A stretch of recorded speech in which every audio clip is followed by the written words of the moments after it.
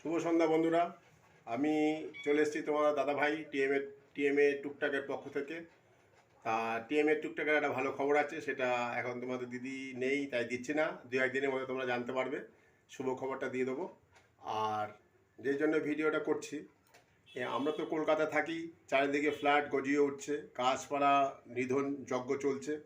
তার মধ্যে থেকেও যে কয়েকটা মানে এত সুন্দর সুন্দর গাছ রয়েছে, মানে এত ফল হয়ে রয়েছে, আমরা তো বুঝতেই পাইনি কখনো। কেন আমরা রাস্তাতে যাতায়াত করি, গাছপালা দেখিই না এক প্রকার।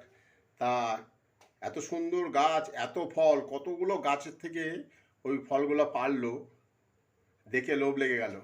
তা ভাবলাম সেটা তোমাদের সাথে দেখাই, শেয়ার করি। চলো, তোমরাও দেখতে পারবে। আর যারা আমাদের বন্ধুবান্ধব একটু মানে ভিলেজ বা একটু শহরতলির দিকে থাকো, তাদের কাছে এটা কিছুই না, তাদের হয়তো অনেকের বাড়িতেই আছে।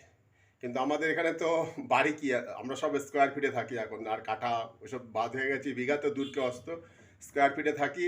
তাতে অত সুন্দর গাছের মধ্যে এত সুন্দর সুন্দর ফল দেখে লোভ লেগে গেল, সেটা তোমাদের সাথে ভিডিও করে নিয়েছিলাম, সেটা তোমাদের সাথে শেয়ার করছি। আর আজকে বুধবার, কালকে হচ্ছে বুদ্ধ পূর্ণিমা। বুদ্ধ পূর্ণিমায় সবাইকে ভালো থাকো, সবাই ভালো থাকো, সুস্থ থাকো, ভগবানের কাছে আশীর্বাদ চাই সবার জন্য, সবাই যেন ভালো থাকে, সুস্থ থাকে। আর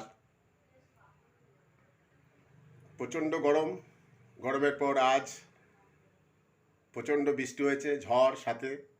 গাছপালাগুলো খুব ঠান্ডায় আরাম পেয়েছে, জল পেয়েছে। তা আমরাও একটু স্বস্তির নিঃশ্বাস ফেলতে পেরেছি। এই কালবৈশাখীর ঝড় এই জ্যৈষ্ঠ মাসে আসছে, বৃষ্টি আসছে, খুব ভালো লাগছে। ওয়েদারটা টেম্পারেচার ফুল ডাউন হয়ে গেছে, খুব ভালো আছি। তোমরা সবাই ভালো থাকো। আর সুখবরটা যেন ওয়েট করতে হবে, সুখবরটা তোমাদের দিদিই দেবে। দিদিকে নিয়ে কালকে আমরা একটা ভিডিও করব, কাল বা পরশু দিন, সেই ভিডিওতে ওটা বলবো। তোমরা ওয়েট করো, দেখতে থাকো যে কি সুখবর দিই। এখন বলবো না, চলো, ওটার জন্য একটু সাসপেন্স থাকতে হবে। চলো, লেটস গো। আর যদি আমাদের এই ছোট্ট ভিডিওটা, এই গাছগুলোও দেখো, গাছের ফলগুলো দেখে তোমরা জানাবে কোনটা কি গাছ আর কি ফল। আর যদি ভিডিওটা ভালো লাগে, please like, share, comments and subscribe করো। চলো। শুভ সকাল বন্ধুরা। দেখো কাঁঠাল গাছ, কাঁঠাল গাছের কাঁঠাল দেখো, ভর্তি গাছে কাঁঠাল ভর্তি হয়ে রয়েছে।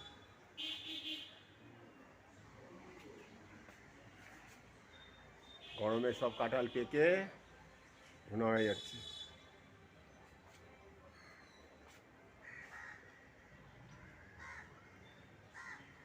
আর যা গরম পড়েছে, এইগুলো পেরে দুদিন ঘরে রাখলেই পেকে যাবে।